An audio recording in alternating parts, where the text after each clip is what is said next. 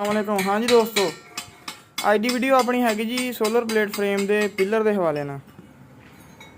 पिछले दिनों जड़ियाँ नेरियां वगैरह आईयां, अक्सर दोस्तों के देखा जी फ्रेम काफ़ी नुकसान होया दोस्तों का। तो लोग बनाते हैं जी फ्रेम इस तरह, यानी कि थले 6 इंच का पाइप है ना, तो उपर 5 इंच का पाइप पा के बस उस तरह ही ना एवें थले यानी कि फुट 1.5 का पीस पा देंगे है। कई वीडियो के वेख्या असीं भी पिलर अपनी जगह पर खड़ा वा, उपरों विचों पाइप निकल के ते यानी कि प्लेटां दूर जाके गिरदियां, नुकसान होंदा। ते असीं पहले दिन तो ही नहीं उस तरह के फ्रेम बनाए जी। साढ़े अलहमदुलिल्लाह भी 3 साल तकरीबन हो गए हैं। पिछले 3 सालों तो फ्रेम चल रहे माशाअल्लाह, कोई मसला नहीं होया है ताईं। ये साडा बनाने का तरीकेकार एवें है जी। ਇਹਦੀ ਘੁੰਮਣ ਦੀ ਵਰਕਿੰਗ ਬਹੁਤ ਅੱਛੀ ਹੈ। ਉਸ ਤੋਂ ਬਾਅਦ ਪਲੇ ਬਿਲਕੁਲ ਵੀ ਨਹੀਂ ਹੁੰਦੀ ਇਸ ਤਰ੍ਹਾਂ ਇਹਦੇ ਵਿੱਚ, ਯਾਨੀ ਕਿ ਫਰੇਮ ਬਿਲਕੁਲ ਵੀ ਨਹੀਂ ਹਿਲਦਾ ਉੱਪਰੋਂ। ਇਹ ਦੇਖੋ, ਇਹ ਪਹਿਲੇ ਨੰਬਰ 'ਤੇ ਅਸੀਂ ਇਹ 70 ਮਿਲੀ ਦੀ ਸ਼ਾਫਟ ਪਾਈ ਹੋਈ ਹੈ ਜੀ, ਅਤੇ ਇਹਦੇ ਵਿੱਚ 75-14 ਦੇ 2 ਬੈਰਿੰਗ ਪਾਉਣੇ ਆ ਜੀ। ਬੈਰਿੰਗ ਇੱਕ ਥੱਲੇ ਆ ਜਾਣਾ ਇਹਦਾ ਇੱਥੇ 75-14 ਦਾ, ਅਤੇ ਇੱਕ ਹੋਊਗਾ ਉੱਪਰ ਇੱਥੇ। ਉਹਨਾਂ ਦੀ ਪਲੇ ਕੱਢਣ ਵਾਸਤੇ ਉੱਪਰ ਨਟ ਲਾਇਆ ਹੋਇਆ ਅਸੀਂ।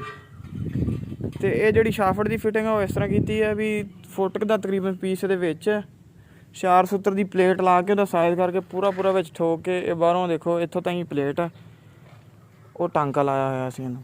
ਅੱਛਾ, ਇਹ ਤਾਂ ਹੋ ਗਈ ਜੀ ਇਹਦੀ ਸ਼ਾਫਟ ਦੀ ਫਿਟਿੰਗ। ਬਾਕੀ ਜਿਹੜੀ ਇਹਦੀ ਹੱਬ ਆ ਜਿਹਦੇ ਉੱਤੇ ਘੁੰਮਣੇ ਇਹ ਉਹ ਬਣਾਉਂਦੇ ਅਸੀਂ ਇਸ ਤਰ੍ਹਾਂ। ਇਹ ਦੇਖੋ, ਇਹ ਉਹਦੇ ਨਾਲ ਦਾ ਹੀ ਪਾਈਪ ਆ। ਇੱਕ ਠਿੱਪਾ ਇਹਦੇ ਆਵੇ ਨਿਸ਼ਾਨ ਨਜ਼ਰ ਆ ਰਿਹਾ, ਅੰਦਰੋਂ ਬਾਹਰੋਂ ਦੋਨੋਂ ਪਾਸੋਂ ਅਸੀਂ ਵੈਲਡ ਕੀਤਾ ਹੋਇਆ ਇਹ ਚੈੱਕ ਕਰੋ, ਵਿੱਚ ਇਹਦੇ ਕੱਪ ਠੁਕਿਆ ਹੋਇਆ। ਇਸੇ ਤਰ੍ਹਾਂ ਇੱਧਰਲੇ ਪਾਸੇ ਵੀ ਇਹ ਠਿੱਪੇ ਦਾ ਸਾਈਜ਼ ਕਰਕੇ ਇਹ ਕੱਪ ਠੋਕਿਆ ਹੋਇਆ, ਠੀਕ ਆ। ਉਸ ਤੋਂ ਬਾਅਦ ਇਹਨੂੰ ਇਸ ਤਰ੍ਹਾਂ ਬਣਾ ਕੇ ਇਹ ਦੇਖੋ ਇਹ ਟੀ ਬਣੀ ਪਈ ਹੈ।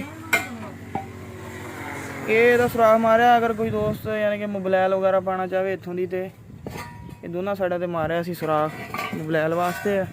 ਵੈਲਡ ਕਰਨ ਤੋਂ ਬਾਅਦ ਇੱਥੋਂ ਜੀ ਇਹਦਾ ਨਟ ਕੱਸਣ ਵਾਸਤੇ ਅਸੀਂ ਬੈਰਿੰਗ ਪਾਉਣ ਵਾਸਤੇ ਤੇ ਨਟ ਕੱਸਣ ਵਾਸਤੇ ਸੁਰਾਖ ਕੀਤਾ ਹੋਇਆ, ਯਾਨੀ ਕਿ ਬਗੈਰ ਨਟ ਖੁੱਲ੍ਹਣ ਤੋਂ ਇਹ ਉੱਪਰ ਨਿਕਲ ਨਹੀਂ ਸਕਦਾ। ਉਸ ਤੋਂ ਬਾਅਦ ਇਹ ਅਸੀਂ ਲਾਏ ਹੋਏ ਆ ਜੀ ਡੋਰਾ ਲਾ ਕੇ ਸੁਰਾਖ ਲਾਏ ਆ, ਯਾਨੀ ਕਿ ਇੱਕੋ ਜਿਹੀ ਪਮਾਇਸ਼ 'ਤੇ। ਮਜ਼ੀਦ ਸੇਫਟੀ ਵਾਸਤੇ ਤੁਸੀਂ ਘੁਮਾਉਣਾ ਹੋਵੇ ਤਾਂ ਇੱਕ ਅੱਧਾ ਕਾਬਲਾ ਪਾ ਕੇ, ਯਾਨੀ ਕਿ ਜਿੱਥੇ ਤੁਹਾਨੂੰ ਐਂਗਲ ਉਹਦਾ ਠੀਕ ਲੱਗੇ ਫਿੱਟ ਕਰ ਸਕਦੇ ਹੋ। ਉਸ ਤੋਂ ਬਾਅਦ ਇਹਦੇ ਉਤਲੇ ਵਾਲੇ ਦੇ ਹੈਗੇ ਆ 4 ਸੁਰਾਖ ਹੋ ਗਏ, ਯਾਨੀ ਕਿ ਤੁਸੀਂ ਖੜਾ ਕਰਨਾ ਹੋਵੇ ਇੱਕ ਜਗ੍ਹਾ 'ਤੇ ਚਾਰੇ ਸੁਰਾਖਾਂ 'ਚ ਕਾਬਲੇ ਪਾ ਕੇ ਸੈਟ ਕਰ ਦਿਓ, ਯਾਨੀ ਕਿ ਐਕਸਟਰਾ ਸੇਫਟੀ ਹੋ ਜੂਗੀ। ਇਸ ਤਰ੍ਹਾਂ ਹੋ ਗਿਆ ਜੀ ਇਹ। ਅਤੇ ਬਾਕੀ ਇਹ ਅਸੀਂ ਪੋਲ ਬਣਾਇਆ ਜੀ 18 ਪਲੇਟਾਂ ਵਾਸਤੇ। ਇਹਦਾ ਖੱਡਾ ਜਿਹੜਾ ਅਸੀਂ ਉਹ ਕਰਾਂਗੇ ਜੀ 3x3 ਦਾ, ਅਤੇ 6 ਫੁੱਟ ਗਹਿਰਾਈ ਦੇ ਵਿੱਚ। ਇਹ ਤੁਹਾਡੇ ਸਾਹਮਣੇ ਆ।